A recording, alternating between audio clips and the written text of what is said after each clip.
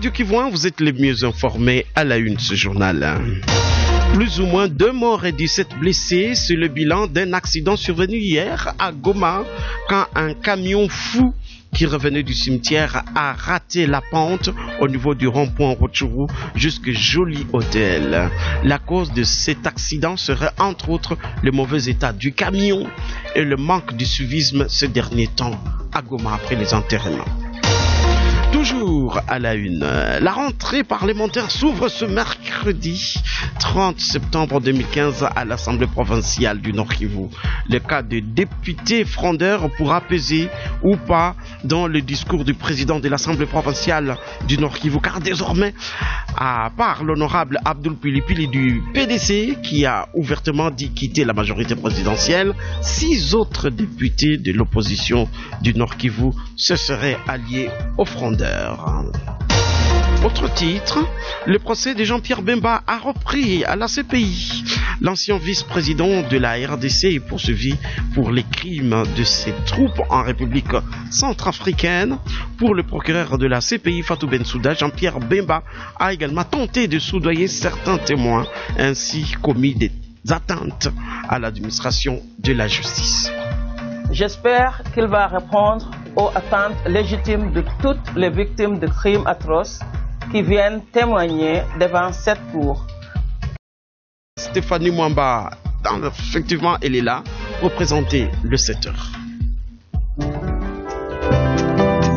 Kivu 1, la radio à regarder, la télévision à écouter.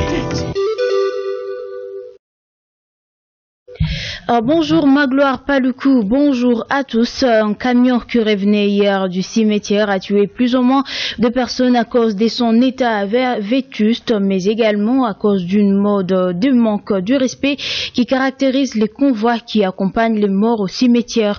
Tout le monde s'est défend à cause de cet accident qui devait maintenant interpeller le gouvernement car aller enterrer un mort ces derniers temps à Goma est devenu synonyme de dépravation des mœurs.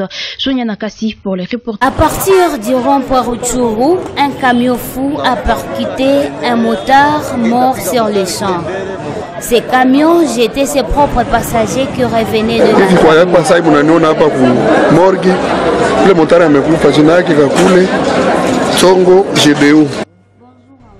À la chirurgie de l'hôpital, le médecin, infirmier et volontaire ont secouru les blessés graves. Les témoignages sont accablants. Tulikuwa naenda chimbula shimu gari kama shofere frel katika njo tunaanza ile mshiko wa airport, tunafika hapa kuna ni rompwe chur ti tunangwa tunafika hapa kumeri gari iko na wabata kumugulu na mugulu tena lumia na katika tafe mugulu. Pole sana kaka. Selon un infirmier, au total, 17 blessés et 2 morts ont été enregistrés à l'hôpital Il-Africa. En fait, au total, nous avons pu recevoir 19, parmi lesquels 2 corps sans vie, et donc un homme et une femme. De ces drames, il ne reste qu'au gouvernement de bien interdire que les enterrements ne soient pas des occasions de manque de civisme dans tous les sens. La session parlementaire de septembre s'ouvre ce mercredi 30 septembre 2015 à l'Assemblée provinciale du Nord Kivu. Cette session essentiellement budgétaire va aborder également plusieurs points dont la situation sécuritaire en province. Pour ces journées, seuls les discours d'ouverture du président de l'Assemblée provinciale et les cérémonies protocolaires sont inscrits à l'ordre 10 jours. Dit de KMB pour les reportages. Cette session est essentiellement budgétaire. L'honorable Nkouba Kaombo, rapporteur de l'Assemblée provinciale du Nord Kivu, a dit que la situation sécuritaire du Nord Kivu sera également prioritaire. Et dans le calendrier, quand nous allons l'élaborer, il y aura des matières que nous allons considérer donc des sortes de matières. Les matières, les arriérées, de matières législatives et non législatives, et les nouvelles matières législatives et non législatives. Et comme nous revenons pour la session budgétaire, budgétaire, nous l'avons mis sur le calendrier en ordre utile. À la question des frondeurs du G7 qui se sont exclus de la majorité présidentielle, Honorable Kaombo précise que le bureau de l'Assemblée provinciale va tirer des conséquences. Nous avons suivi comme l'auto-exclusion de cette partie qui faisait de la majorité. On va tirer des conséquences et le porte-parole était clair, il avait dit que les conséquences vont aller du sommet jusqu'à la base. Donc là où vous attendez, donc nous allons tirer les conséquences aussi au niveau provincial. Débutée ce mercredi 30 septembre, cette session parlementaire ira jusqu'au 30 décembre 2015. Moïse Katumbi quitte le PPRD et ainsi la majorité présidentielle. L'ex-gouverneur du Katanga dit vouloir s'ébattre pour le respect de la Constitution. Des mesures viennent d'être prises par les services de la quarantaine animale et végétale à la Petite Barrière pour lutter contre la fraude et la viande avariée impropre à la consommation sur le marché de Goma. Pour le chef du poste du SCAV à la Petite Barrière, Sosten Mambi, ses compétences se limitent à la contre-expertise de dégager la viande impropre à la consommation. La balle est maintenant dans les camps de la police qui doit s'assurer que ces mesures sont respectées et infliger des sanctions à quiconque amène la viande avariée à tout autre aliment et tout autre aliment de la mort à Goma. Fabrice Cheka pour les détails. 3 jours après la saisie de plus de 1000 kilos de viande avariée à la Petite Barrière, nous avons posé la question au chef des postes du SCAV de savoir quelles sont les mesures qui ont été prises pour lutter efficacement contre cette importation par certains commerçants de viande impropre à la consommation sur les marchés des Goma. Sosten Maombi répond. Les mesures, il y en a. Nous avons la police sanitaire des animaux domestiques que nous suivons. Nous avons aussi d'autres mesures par rapport à la surveillance épidémiologique. Ces questions d'exécution de ces mesures, nous travaillons en collaboration avec notamment les services de sécurité, la police, l'ANER, nous avons les autres services. Nous travaillons ensemble dans des cas comme ça. On collabore pour que chacun puisse jouer son rôle. Ces derniers poursuivent en disant qu'il n'est pas du ressort de son service d'arrêter les fraudeurs, mais plus à la police qui a aussi prérogative d'infliger des sanctions. Notre compétence se limite à faire les contre-expertises, à dégager les pronostics quant aux transporteurs. On les remet souvent entre les mains de la police pour qu'il y ait des sanctions si possible. Signalons que le lendemain de cette saisie les samedis, une autre cargaison de viande de vache a été arrêtée le dimanche par les mêmes services.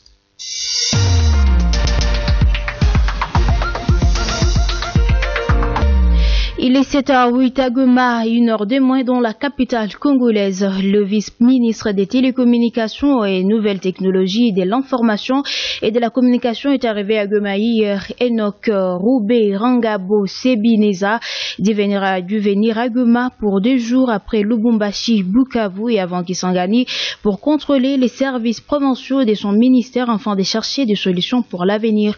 Les responsables du secteur de la télécommunication et de l'information semblent attendre de lui des propositions concrètes pour le développement de cet axe utile de la société. Magloire Paluku pour le reportage. Ils étaient là, d'abord avec le maire de la ville, et puis accolade avec ceux qui l'ont connu comme Thomas Daquin dans les négociations de Kampala contre le M23. Et ensuite, les directeurs et responsables provinciaux de son ministère. Le vice-ministre des télécommunications et nouvelles technologies de l'information et de la communication dit venir inspecter ce service afin d'y apporter quelques solutions. Mais il n'a pas, selon lui, de solutions magiques maintenant. C'est une suite d'une émission qu'on a commencé à Lubumbashi, une émission d'inspection de nos services et divisions SPT Renatelsat et les services attachés à notre ministère. L'objectif c'est quoi, l'inspection? L'inspection, redynamiser les services, voir ce qui va, ce qui ne va pas et peut-être proposer des solutions au retour de Kinshasa. Je n'ai pas avec moi ici des solutions prêtes à porter en poche et ça c'est démagogique de vous le dire.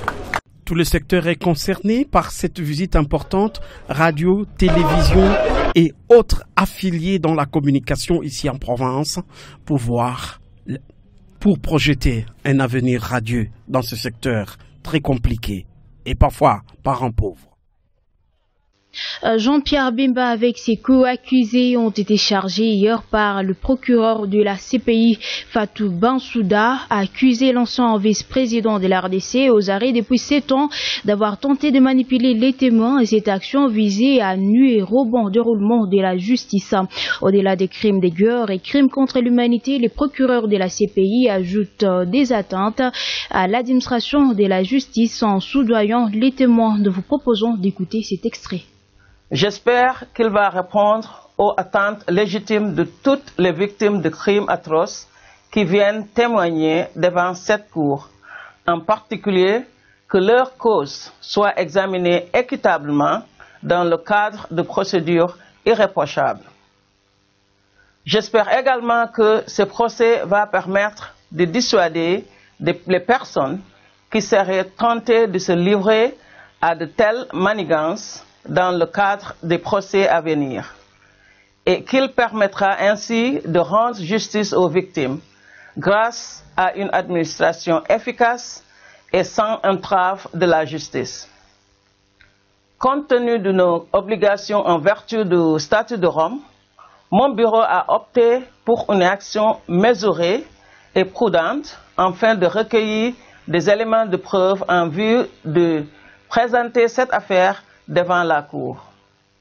Nous avons décidé de soumettre cette affaire pour que personne, quel que soit son rôle ou ses responsabilités, et notamment les personnes qui jouent un rôle dans la quête de la justice, ne tentent de nuire à sa bonne administration. Kivu 1, nous sommes en direct. Vous êtes sur la radio de Goma. Le rappel du titre. Plus ou moins 2 morts et 17 blessés, c'est le bilan d'un accident survenu hier à Goma quand un camion fou qui revenait du cimetière a raté la pente au niveau du rond-point Rutshuru jusque Joli Hôtel. La cause de cet accident serait entre autres le mauvais état du camion et le manque de civisme ces derniers temps à Goma quand les gens reviennent de l'enterrement. La rentrée parlementaire, c'est aujourd'hui, ce mercredi 30 septembre 2015, à l'Assemblée provinciale du Nord Kivu.